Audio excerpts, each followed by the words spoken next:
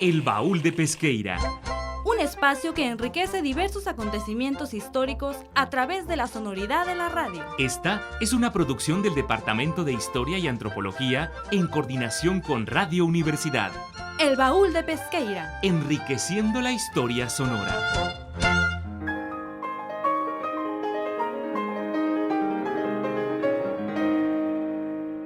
Muy buenas tardes, me da mucho gusto que nos sintonicen el día de hoy. Mi nombre es Ana Graciela Figueroa, soy del Departamento de Historia y Antropología en la Universidad de Sonora. Le damos gracias a Radio Universidad por el espacio y también les recordamos que esta es una producción del Departamento de Historia y Antropología. Nos pueden sintonizar todos los martes a las 4:30 en Radio Universidad 107.5 FM. También los invitamos a que nos sigan en nuestras redes sociales, donde nos podrán encontrar como El Baúl de Pesqueira en Facebook, Instagram, YouTube, TikTok, Spotify y Apple Podcasts. El tema del día de hoy será la defensa de la democracia y la libertad de expresión en México, con nuestra invitada Alejandra Ibarra Shaul. Pero antes de empezar, les invitamos a que escuchen nuestra primera cápsula del día a cargo de mi compañera Ana Borchardt, Delitos de la disolución social de espías a opositores. Al preso número 9 ya lo van a confesar. Estaré siendo en la celda con el cura del penal, que antes de amanecer la vida le han de quitar. Durante la Segunda Guerra Mundial, el ambiente sociopolítico de México era uno de preocupación. Los ideales del nazismo, fascismo y el comunismo eran amenazas que podían tomar el territorio, o eso se temía. En 1941 se modifica el Código Penal con la intención de proteger al Estado. El principal objetivo era detener a espías, quintacolumnistas y a cualquiera que promoviera ideologías totalitarias. La criminalidad de estos actos y sus consecuencias se definen en el artículo 145, el delito de disolución social. Este meritaría de 2 a 6 años de prisión a quien hiciera propaganda política de gobiernos extranjeros, perturbara la soberanía nacional, produjera rebelión y o pusiera en peligro el territorio nacional. En caso de que se promoviera una invasión material o moral o la sumisión del Estado mexicano, la sanción incrementaría de 6 a 10 años. Los arrestos fueron pocos y las investigaciones se realizaban en base de rumores. Sin embargo, este persiste aun cuando el Código Penal es reformado en 1951 en el marco sociopolítico de la Guerra Fría. No solo permanece el artículo 145, sino que se adjuntan delitos. En su segundo libro se puede apreciar la adición de traición a la patria, espionaje, conspiración, sedición y otros desórdenes públicos. Los principales arrestados no presentaban una amenaza contra la nación, sino una oposición al gobierno. La aprehensión de partidarios del Partido Comunista Mexicano y a líderes de movimientos sociales muestran cómo este fue utilizado para el control de ideologías a las que el Estado se oponía. El doctor Méndez Sánchez, en su artículo Algunas reflexiones históricas sobre el delito de disolución social en México, describe este delito como, abro citas, un arma jurídica en contra de los inconformes con el sistema político de la época. Cierro citas. Es hasta julio de 1970 que el delito de disolución social y sus agregados son derogados del Código Penal. Entre las principales razones para esto se presentaron que este era inquisitorial, estaba desactualizado, ya que respondía a un estado de emergencia superado y que violaba los derechos de huelga, entre otros. Este es un ejemplo de cómo el Estado mexicano instrumentaliza las leyes para silenciar y criminalizar a sus oponentes. Para el Baúl de Pesqueira, Ana Borchardt.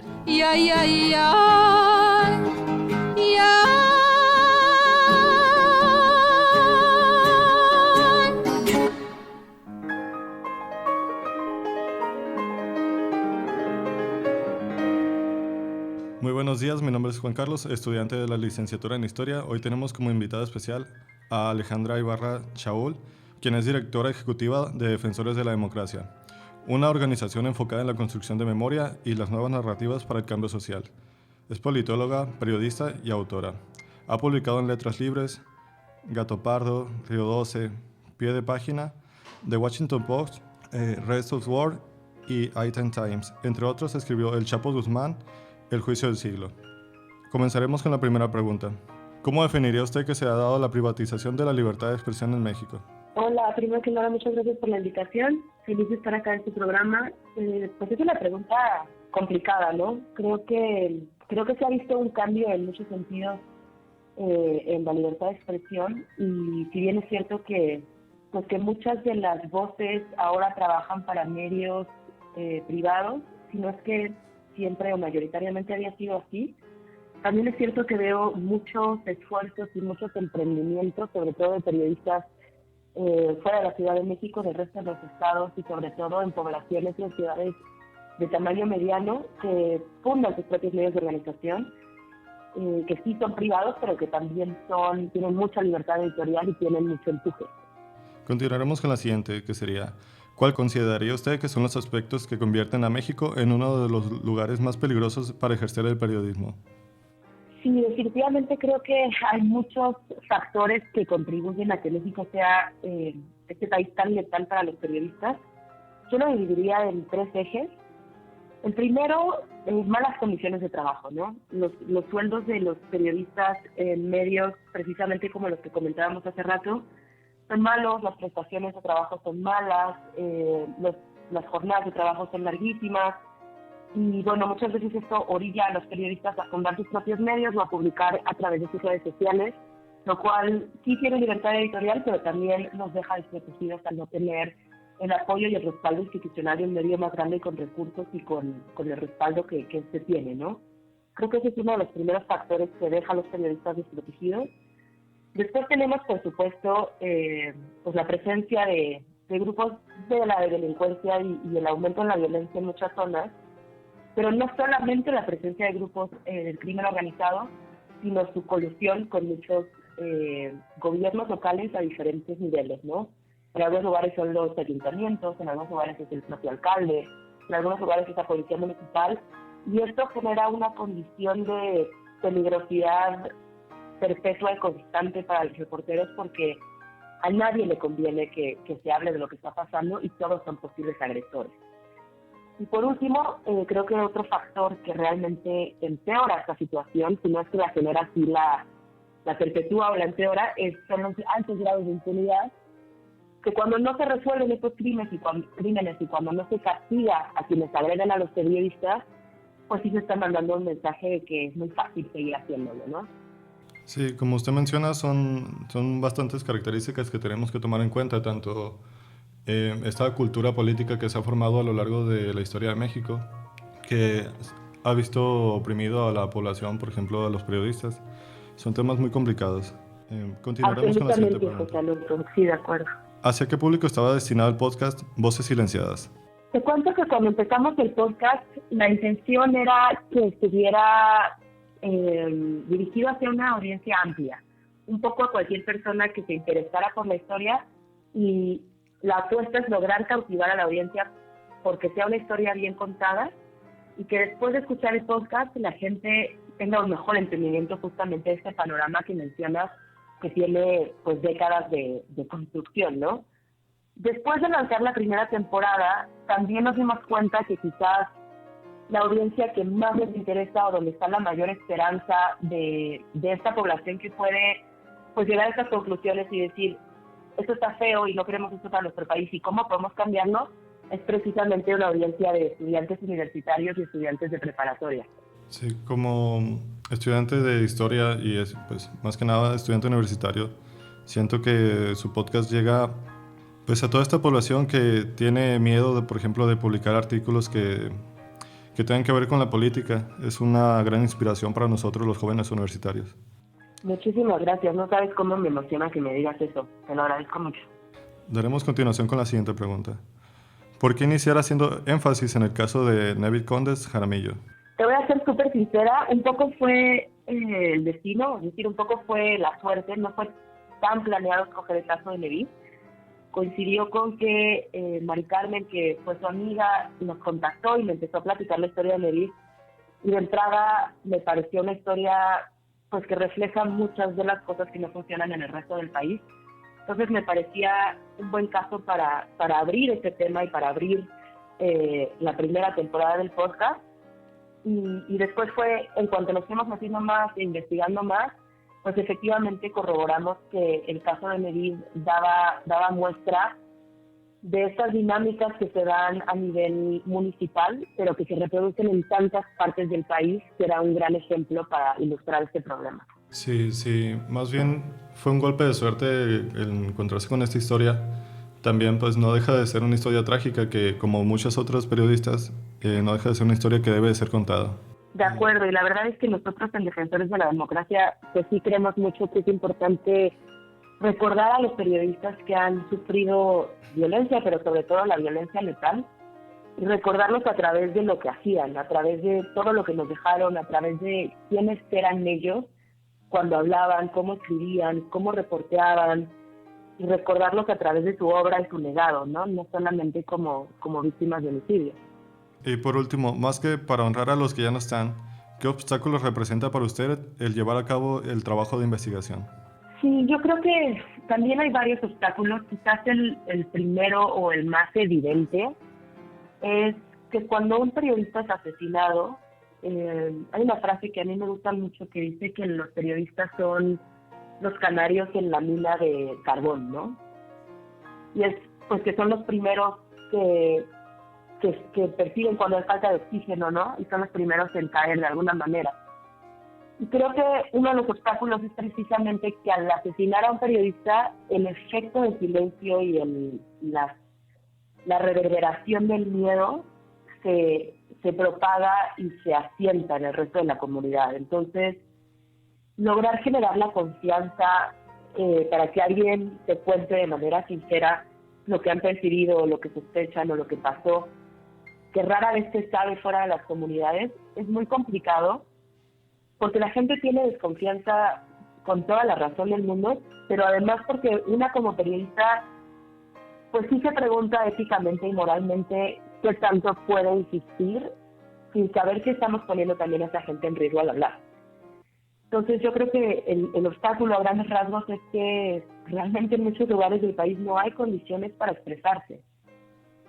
Y bueno, pues aunado a esto entran también los obstáculos que son las consideraciones de seguridad personal, ¿no? ¿Qué tanto ir a los lugares? ¿Qué tanto pues, tratar de contactar a la gente que las personas señalan? Y consideraciones de pues tomar cursos de seguridad en línea, de seguridad para protocolos de ir a reportear, etcétera, que al final no son garantías, pero sí son muy importantes pues para por lo menos ir lo más preparados y protegidos posibles, ¿no?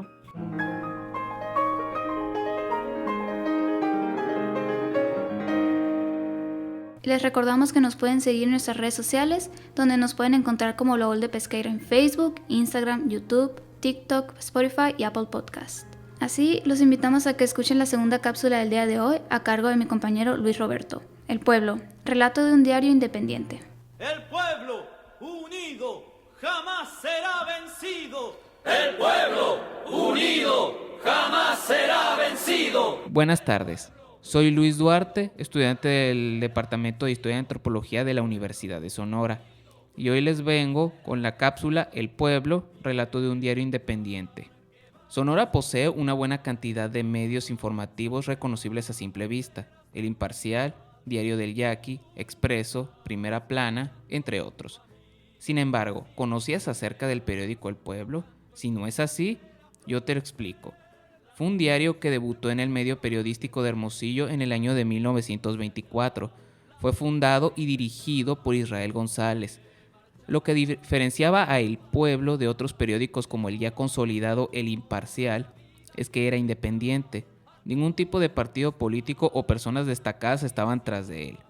Este diario fue el pionero de un tipo de periodismo que para la época y el contexto en el que salió resultaba en una tarea titánica. Las críticas al sistema político, a servidores públicos y a los propios gobernantes se ganó una reputación para nada positiva. En 1932, tras múltiples críticas al gobernador en turno Rodolfo Elías Calles, ocasionó su destierro hacia Sinaloa. Pero esto no detuvo su ímpetu periodístico y hasta grillero. Desde Culiacán seguía publicando notas cuestionando al gobierno en turno en Sonora y contó con colaboradores sonorenses hasta que Israel logró regresar a Hermosillo en 1935. Debido a su estatus de periódico independiente, sufrió varios contratiempos, una impresión inferior al de otros medios, un escasísimo equipo de redacción y, claro está, la persecución. No por nada Israel González se convertiría en el periodista más perseguido del Estado. Aún así, su legado llegó al habernos otorgado a nosotros los sonorenses el primer periódico independiente. El Pueblo desaparecería en 1972, pero marcó las pautas para el futuro del periodismo sonorense, ya que una gran cantidad de nuevos periodistas y medios independientes comenzaron a ingresar dentro de Sonora, muchos de ellos cuestionando el discurso oficialista de la política sonorense y mexicana, separándose a nivel discursivo de los medios convencionales, ofreciendo una nueva perspectiva crítica y nuevas historias consideradas poco o nada relevantes para los periódicos que poseían la hegemonía del periodismo en Sonora. Para El Baúl de Pesqueira, Luis Duarte.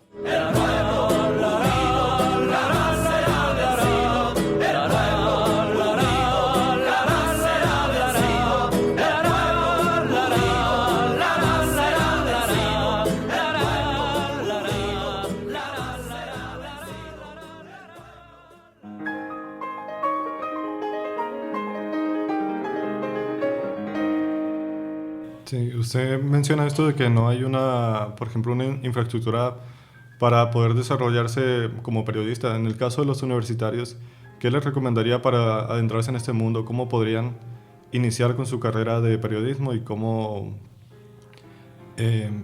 por ejemplo, en qué fuentes se podrían basar para comenzar a hacer esto? Sí, creo que tienes toda la razón del mundo. Es bien difícil, es bien complicado. Ustedes que lo están estudiando, creo que son muy valientes. Y creo que sí necesitamos periodistas jóvenes, optimistas, con nuevas ideas y con valor para irle dando la vuelta a este esquema de precariedad, complicado, peligroso, etcétera, ¿no? Yo les puedo contar que creo que desde mi perspectiva, cosas que se pueden ir haciendo desde ahorita como estudiantes son conectarse mucho con otros periodistas, hacer redes entre ustedes, donde ustedes viven, para apoyarse y conocerse, y también contactar periodistas fuera de la ciudad o fuera del estado para también estar conectados con el gremio en general, ¿no? Creo que hace falta mucha solidaridad en el gremio, aunque se va dando cada vez más. También prepararse lo más que se pueda, prepararse desde la parte técnica, desde la parte de cómo hacer sus historias, pero también desde la parte de protección, ¿no? Tomar cursos de cómo tener sus contraseñas seguras en sus cuentas de internet, cómo saber cuándo juntarse con una fuente y cuándo no, y también pues tomar cursos, si se puede, de seguridad en terreno, ¿no?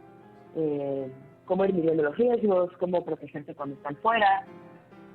Y creo que todas estas cosas van subsanando una de las partes que es complicada, y la otra parte creo que falta mucha creatividad para la parte económica sobre cómo financiar el periodismo. Creo que hay cosas padres ahorita como las suscripciones, que incluso puede ser desde un newsletter que ustedes hagan, Patreon con podcast, pero pues sí creo que ahí hay un reto importante, quizás fundar una organización y recibir financiamientos de fundaciones u organizaciones para que apoyen el periodismo local, que apoyen el periodismo de investigación.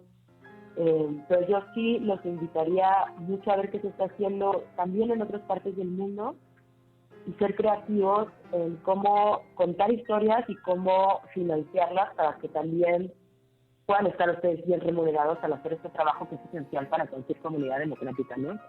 Sí, es muy importante seguir adelante con este tema, el buscar nuevas formas de difundir la información, por ejemplo, para nosotros los jóvenes universitarios que estamos más apegados a las nuevas tecnologías. ¿Qué nos recomendaría, por ejemplo, para comenzar a adentrarnos en este mundo de las nuevas tecnologías? ¿Qué plataformas ha utilizado usted, aparte de Spotify o YouTube, por ejemplo, para poder difundir su información a un público más amplio? Sí, creo que tienen ustedes la ventaja de estar en una generación que yo creo que va a reinventar muchas maneras de comunicarnos, y creo que eso se puede aplicar al periodismo de manera muy creativa. Yo creo que estoy como todavía pues en los millennials, que si bien ya crecimos con la tecnología, pues no somos nativos como ustedes, Y mi experiencia con nuevas tecnologías es, pues como mencionas, ¿no? Spotify, el podcast, y sí también tuve un rato de estar reporteando en redes sociales en vivo, haciendo los videos en vivo, en Facebook sobre todo, y un poco a menor medida en Instagram, que creo que tuvo muchísima respuesta. Creo que la audiencia a la que le reporté cuando utilicé esas redes respondió mucho a la inmediatez, respondió mucho a tener un canal abierto de comunicación conmigo mientras yo estaba en el lugar de los hechos. También eso es algo que se me hace muy explotable y muy padre. Yo creo que ustedes también tienen opciones como, yo no tengo TikTok, pero sí sé que hay, por ejemplo, gente que hace periodismo explicativo en TikToks cortos, concisos, muy claros y creativos, ¿no? Creo que eso también puede ser una manera de comunicar, y pues creo que también, yo creo que hay una vena ahí que explotar con nuevas tecnologías y creadores de contenido que quizás incluso podrían conseguir patrocinios no sé si de YouTube, del propio TikTok, de Instagram, y utilizarlos para hacer periodismo, no necesariamente para hacer contenidos tal cual, sino, contenidos periodísticos. Creo que eso puede ser una opción también. Bueno, agradecemos mucho su presencia en el programa. Estamos, sobre todo, nosotros como estudiantes, estamos agradecidos con usted por habernos regalado este tiempo. Al contrario, José Alonso, muchas gracias por la invitación, por el tiempo a ustedes, por el interés. Y en cuanto tengamos la segunda temporada del podcast, se las comparto y ojalá tengan la oportunidad de escucharla y a ver si podemos hacer otra plática de la segunda temporada. Muchas gracias.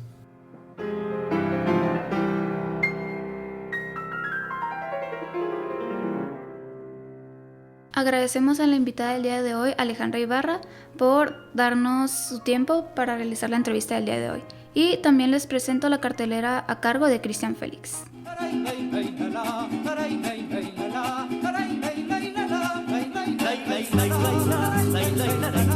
Buen día, mi nombre es Jesús Antonio Motel Hernández y el día de hoy les presentaré la cartelera. La Sociedad Sonorense de Historia invita a la presentación del libro Los pescadores ribereños de la Bahía del Tovar y Sonora frente al riesgo y la crisis socioambiental, del autor Milton Gabriel Hernández García, teniendo como comentarista a José Germán Barrera Manríquez. Este evento será el día 6 de diciembre a las 19 horas. Podrán seguir este evento a través de Facebook Live mediante el perfil Sociedad Sonorense de Historia AC. Posteriormente, el Instituto Sonorense de Cultura, en conjunto con la Cineteca Sonora, estará proyectando la película Pinocho de Guillermo del Toro, teniendo horarios de 4 a 6 y de 6 a 8 de la tarde, desde el día viernes 2 de diciembre hasta el día viernes 16 de diciembre. Recordándoles también que aún sigue abierta la convocatoria para el 10º Encuentro Regional de Estudiantes de Historia, Región Norte, en donde pueden enviar su ponencia hasta el día 16 de diciembre. Esto sería todo por mi parte, muchas gracias y que tengan un buen día. Les agradezco mucho que nos hayan sintonizado el día de hoy. También agradecimientos a José Luis Jara en los controles y al productor José Castorena. También les recordamos que nos sigan en nuestras redes sociales, donde nos pueden encontrar como El Baúl de Pesqueira en Facebook, Instagram, YouTube, TikTok, Spotify y Apple Podcasts.